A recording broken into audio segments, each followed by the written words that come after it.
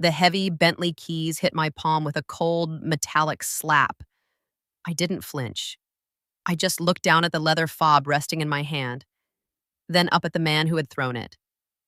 It was 7:15 a.m. on a Tuesday. The downtown financial district was barely awake, wrapped in a thin layer of gray fog. I'd been standing near the main entrance of our corporate building, reviewing a digital quarterly report on my tablet, wearing my usual neutral trench coat. Julian, our newly appointed CEO, had just breezed through the revolving doors. He was 32, wore tailored suits that looked painted on, and carried the unearned confidence of a man who had failed upward his entire professional life. "Drive my Bentley," Julian ordered, not even bothering to make eye contact as he scrolled through his phone. "You're driving me today. Park it out front in the loading zone. Keep the AC running, and don't touch the radio." He assumed I was a valet or a personal assistant. He didn't recognize me. Despite the fact that I had been a senior financial analyst at this exact firm for 10 years, I had built the risk models that kept the company afloat during the last recession. To Julian, anyone not wearing a luxury watch was completely invisible. I didn't correct him. I didn't hand the keys back or raise my voice to demand respect. I simply curled my fingers around the cold metal. "Understood." I smiled. I turned and walked toward the matte black monstrosity parked diagonally across two visitor spaces. Julian had been treating the company like his personal piggy bank since he arrived 3 months ago. But until now, his arrogance hadn't crossed into my direct line of fire. I slipped into the driver's seat and pressed the ignition, feeling the engine rumble beneath me. I wasn't going to park it out front. He didn't know I spent my evenings managing a private investment firm that quietly owned the very lease to the car he just handed over. I navigated the Bentley carefully down the ramp into the underground parking structure. I bypassed the VIP executive spots and headed straight for the commercial loading dock. This specific zone was clearly marked with yellow diagonal stripes and a bright red sign, "Commercial receivership and repossession only." I parked the car right in the center of the restricted zone. I turned off the engine, stepped out, and locked the doors, dropping the heavy fob deep into the pocket of my coat. When I finally walked into the office on the 4th floor, the morning rush was in full swing. My phone buzzed with an automated alert the Bentley had securely locked its GPS location in the restricted zone. Perfect. Marcus, my coworker from the risk management department, handed me a fresh cup of dark roast coffee. He looked stressed, his tie slightly loosened. "Julian is on a rampage," Marcus whispered, leaning against my cubicle wall. "He's demanding a complete overhaul of the Q3 projections. He wants to show the board a 20% growth margin that absolutely doesn't exist." I took a slow sip of the coffee. Let him project whatever he wants. Marcus, the math always catches up. I sat down at my desk and opened my personal secure laptop. 3 years ago, when our company faced a severe liquidity crisis, the previous board quietly sold off our mezzanine debt and equipment leases to a private holding company to keep the lights on. That holding company was Vanguard Capital. I founded Vanguard Capital 5 years ago with my late grandfather's inheritance. I managed it entirely separate from my day job, technically and legally. Vanguard owned the building's equipment, the servers, and the executive vehicle fleet. Julian was merely renting his lifestyle from me. I opened the debt covenant file. Section 4, Clause B clearly stated that any misuse of leased assets, including parking violations on commercial property, constituted a material breach. I drafted a quick email to my lawyer, confirming the technicalities. The clock was ticking, and Julian had just handed me the perfect excuse to strike. At 9:30 a.m., an urgent calendar invite popped up on my screen. Julian had summoned the entire senior analytics team to the main boardroom. I walked in quietly and took a seat near the back. Julian stood at the head of the massive oak table, clicking through a glossy presentation filled with meaningless buzzwords. He didn't look like a CEO. He looked like a motivational speaker selling a pyramid scheme. "We are trimming the fat," Julian announced, slapping his hand on the table. The legacy portfolios are dead weight. Starting today, I am freezing the conservative growth funds and redirecting that capital into our new logistics venture. Marcus immediately raised his hand. Julian, Beatrice built those conservative portfolios. They account for 60% of our reliable cash flow. You can't just freeze them without a formal board vote. Julian shifted his gaze toward me. He squinted, finally recognizing my face from the courtyard that morning. A cruel sneer formed on his lips. Ah, Beatrice, Julian mocked loudly. The woman who clearly missed her calling in the service industry. Your methods are outdated. We don't need a 10-year veteran holding us back with dinosaur metrics. You're off the primary accounts effective immediately. He expected me to fight back. He wanted a public argument to solidify his dominance in front of the team. He thrived on chaotic energy and making veterans feel small. I could see the anticipation in his eyes, waiting for me to crack, to defend my decade of hard work and loyalty to a firm that clearly didn't care. I calmly closed my notebook and capped my pen. Noted, I replied, my voice completely flat. I stood up and pushed my chair in. I didn't spare him another glance as I walked out of the boardroom, leaving a heavy silence in my wake. I was done explaining the value of stability to a leader standing on a massive financial sinkhole. I returned to my desk and immediately began packing my personal belongings. I wasn't crying, and I certainly wasn't feeling sorry for myself. I felt an incredible sense of clarity. The company I had helped build was gone, replaced by a hollow shell of ego. While boxing up my favorite ceramic mug, my ergonomic keyboard, and a few framed photos of my dog, I pulled out my phone and dialed David, my lead attorney for Vanguard Capital. David was a brilliant, ruthless lawyer who specialized in corporate debt recovery. David, I spoke softly but firmly. The CEO of the tech logistics firm just committed a Class B violation of the equipment lease. He deliberately abandoned the primary executive vehicle in a commercial repossession zone. David chuckled on the other end of the line. Are we finally pulling the plug?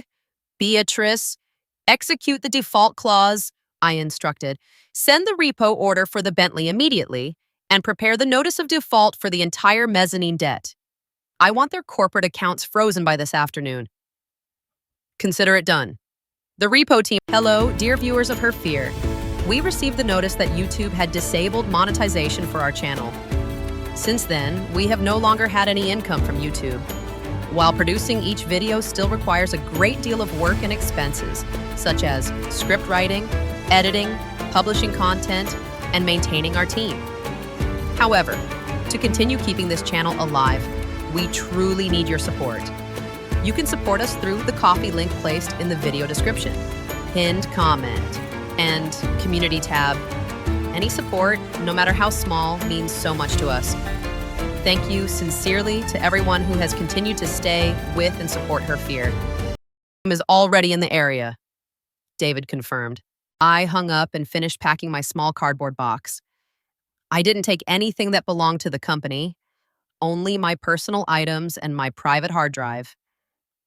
I wiped my workstation clean, logging out of all corporate servers permanently. I carried my box down to the lobby. It was approaching the 3-hour mark since Julian had tossed me his keys.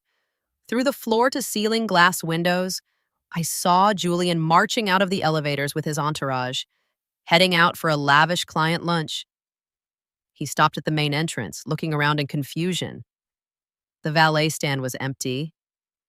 He expected his sleek ride waiting for him at the curb. He was about to receive a very different kind of service. A heavy flatbed tow truck rumbled into the loading dock area, its diesel engine echoing loudly against the concrete walls of the building. I stood quietly near the lobby's indoor planters, holding my cardboard box, watching the scene unfold through the glass. The driver, a burly guy named Frank who handled Vanguard's most difficult asset recoveries, stepped out of the cab holding a sturdy metal clipboard. He scanned the area and spotted me through the glass. He gave a subtle nod. "Boss, which car?" Frank shouted, his voice carrying easily over the engine noise. I stepped outside just enough to point toward the restricted loading zone. The matte black Bentley. Frank, secure the axles tight. Julian, hearing the commotion, rushed out of the building. His face went entirely pale as he saw Frank unspooling the thick steel chains. Hey, stop right there, Julian shouted, sprinting toward the truck. What the hell do you think you're doing? That is a corporate executive vehicle. Frank didn't even pause. He expertly hooked the heavy chains onto the Bentley's front carriage. Vehicle is in default, buddy. Read your mail, Frank grunted, activating the heavy motorized winch. The Bentley groaned loudly as it was dragged onto the tilted flatbed. The sound of expensive tires scraping against raw concrete was absolutely beautiful. Julian spun around and saw me standing calmly by the glass doors with my modest box of belongings. His eyes widened in absolute fury. He marched toward me, practically vibrating with rage. You call them? You parked it here on purpose just to spite me? I adjusted the grip on my box. You told me to drive it. Julian, I just drove it to its legal owner. Julian's face twisted with rage. He was completely unaware of the legal avalanche that was already beginning to crush his company. You are completely insane, Julian screamed, his voice cracking as the tow truck secured the Bentley and began pulling away into the street. I am the CEO. You're fired. I want you off this property right now. I reached into my coat pocket, pulled out my corporate security badge, and dropped it into a nearby trash can. The plastic made a satisfying thud. I already left, I replied evenly. I didn't yell. I didn't list his failures or demand an apology. I just turned my back on him and walked toward my own modest sedan parked in the employee lot. I could hear him screaming at his assistants to call the police, to call the lawyers, to fix the mess immediately. By the time I reached my car, my phone buzzed. It was a text from Marcus. He's literally throwing chairs in the lobby. What did you do? I smiled, typing back a quick response. Just balancing the books. You should update your resume today. Marcus, I drove home in total silence. I didn't feel the usual panic of losing a job. Instead, I felt the deep, steady rhythm of a plan executing perfectly. When I arrived at my house, I poured myself a glass of sparkling water and opened my secure Vanguard laptop. My screen was already lighting up with notifications from David. The repossession of the luxury car was just the physical blow. The real strike was purely financial. Firing me was the absolute last executive decision Julian would ever make with a false sense of authority. At exactly 2 p.m., the trap snapped completely shut. From my quiet home office, I authorized David to issue the formal notice of default to the tech firm's board of directors. The legal document outlined exactly how Julian's reckless spending and gross negligence had violated the strict covenants of the company's mezzanine debt. The reaction was instantaneous. Julian's corporate credit cards were frozen mid-transaction at a high-end steakhouse. The company's main operating accounts, strictly tied to the collateral agreement with Vanguard, went on complete lockdown. My old corporate phone, which I had left turned on just to monitor the fallout, began buzzing violently. Emails flooded the executive channels. The payroll system was blocked. Vendor payments bounced immediately. Julian had spent millions on cosmetic office upgrades, luxury leases, and unnecessary consultants, completely dropping the company's liquidity below the mandated threshold. Because he never bothered to read the legacy contracts, he had no idea that the massive debt was strictly callable upon breach of asset management. I sat back in my chair and watched the numbers freeze on my secondary monitor. The entire financial lifeblood of the logistics firm had stopped pumping. David called me an hour later. The board is in absolute chaos. Beatrice, they are begging for an emergency meeting with Vanguard's management. Give them tomorrow morning, I instructed calmly. Let them sweat through the night. The company was officially in receivership, and the arrogant men in charge had absolutely no idea their executioner used to sit quietly in cubicle 4B. The following morning, the board of directors convened an emergency session. They had urgently invited the legal representative of Vanguard Holdings to negotiate a grace period and prevent a total corporate liquidation. I didn't wear my usual sensible office sweaters. I chose a sharp, tailored navy suit. I drove downtown, bypassing the employee garage entirely, and parked my sedan in the VIP visitor spot near the front glass doors. I walked into the familiar glass-walled boardroom precisely at 9 a.m. The room was heavy with tension, smelling of stale coffee and impending doom. 6 board members looked exhausted, staring blankly at piles of frozen financial statements that I had initiated the night before. Julian sat at the far corner of the table. He looked entirely disheveled. His usual perfectly styled hair was messy, and he was aggressively chewing on the end of a pen, desperately trying to project control over a room that had abandoned him. When I stepped through the double doors, Julian shot up from his leather chair. "What is she doing here?" Julian shouted, pointing a shaking finger at me.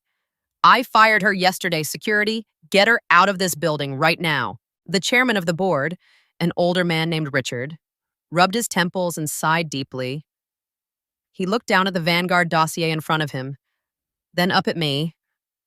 He slowly cleared his throat, his eyes darting nervously between my calm expression and Julian's frantic, baseless anger.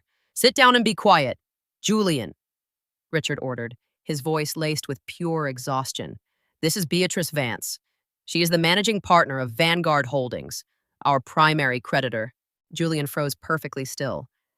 The remaining color drained completely from his face as his eyes moved from the chairman to me, his mind struggling to process the impossible information. I calmly walked to the head of the table, placing my leather briefcase on the polished wood. I took the seat directly opposite Julian. I slid my copy of the Vanguard audit report forward, tapping the thick stack of papers with my index finger. "Your CEO has breached 5 material covenants in the past 90 days, I stated clearly, addressing the board.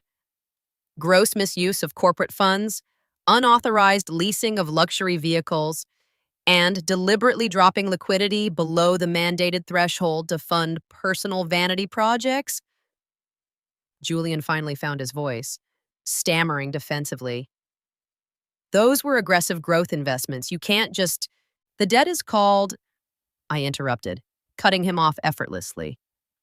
"Vanguard is executing a strict debt-to-equity swap. As of this morning, my firm owns a controlling 60% stake in this company." I let the silence hang in the air. The board members simply nodded in defeated agreement. They knew they had no legal ground to stand on.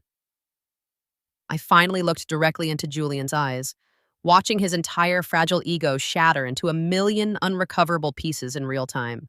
Julian was escorted out of the building exactly 30 minutes later by 2 large security guards. He carried a small cardboard box containing a few desk toys and a branded mug. He didn't have a corporate luxury car to drive home, and his personal bank accounts were heavily leveraged from his extravagant lifestyle. I watched from the boardroom window as he stood on the sidewalk, calling a rideshare app. Richard approached me quietly. "Beatrice, we need stability. The board would like to offer you the CEO position. We will double your previous salary and guarantee full operational autonomy." I looked at the older man and shook my head. "Vanguard is appointing an independent restructuring officer tomorrow?" I replied smoothly. "I don't work for this company anymore, Richard. I own it, and I prefer managing my assets from a comfortable distance." I left the building shortly after, breathing in the crisp, clean morning air. The heavy burden of the past 10 years was completely washed away. A week later, I officially launched my own independent financial consulting agency. My very first hire was Marcus, who had wisely jumped ship the exact day Julian was fired. I didn't need to stay in a toxic environment to prove my worth. Life was incredibly peaceful now. I completely controlled my own time and my own projects, and my own undeniable value. If there is a personal takeaway from this, it is that true leverage is always built in the quiet hours.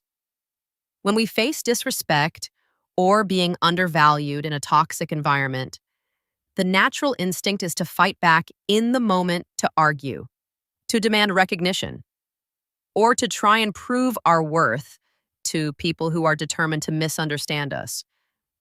But this story is a quiet reminder that the most profound kind of strength doesn't require raising your voice. By silently building her own foundation and mastering the details everyone else ignored, Beatrice removed the need to seek validation from her arrogant boss. She didn't waste her energy trying to change a broken system.